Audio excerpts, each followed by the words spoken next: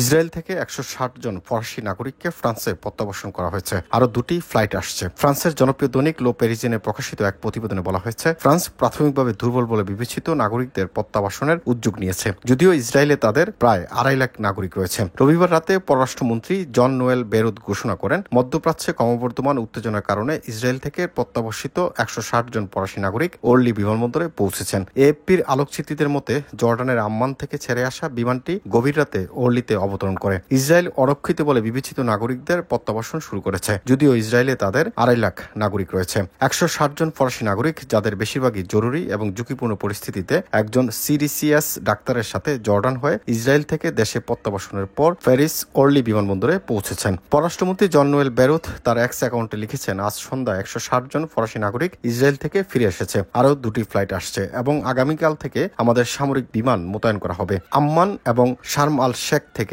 প্রত্যক্ষ বা পরোক্ষ বাণিজ্যিক সংযোগ ছাড়াও অন্যান্য ফ্লাইটগুলিও চালু হবে। তিনি এই ইঙ্গিত দেন। তিনি বলেন, সোমবার ফ্রান্সের অনুরোধে আম্মান থেকে রয়্যাল জর্ডানিয়ানদের দ্বারা একটি অতিরিক্ত বাণিজ্যিক ফ্লাইট স্থাপন করা হবে, যার মাধ্যমে 150 জন ফরাসি নাগরিককে ফিরিয়ে আনা সম্ভব। মঙ্গলবার পররাষ্ট্র মন্ত্রণালয় কর্তৃক চার্টার করা আরেকটি ফ্লাইটের মাধ্যমে 150 জনের বেশি ঝুঁকিপূর্ণ নাগরিক ফ্রান্সে ফিরে যেতে পারবেন। রবিবার সন্ধ্যায় ফরাসি পররাষ্ট্র ও সশস্ত্র বাহিনী মন্ত্রণালয় ঘোষণা করেন, ইসরায়েলের বেন গুরিয়ন বিমানবন্দর থেকে সাইপ্রাসে যেতে ইচ্ছুক ফরাসি নাগরিকদের পরিবহনের জন্য ফ্রান্স A400M সামরিক বিমান মোতায়েনের সিদ্ধান্ত নিয়েছে। এই ফ্লাইটগুলি, যা প্রায় 100 জনকে বহন করতে পারে, ইসরায়েলি অনুমোদন সাপেক্ষে পরিচালিত হবে এবং আম্মান থেকে চার্টার করা বেসামরিক ফ্লাইটগুলোতে 100 জনের বেশি পরিবহন করা সম্ভব। MIB news desk.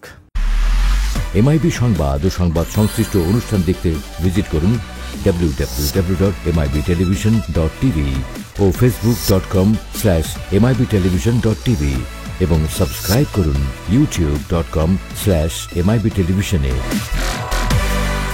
MIB television, সত্য খবর, সঠিক খবর।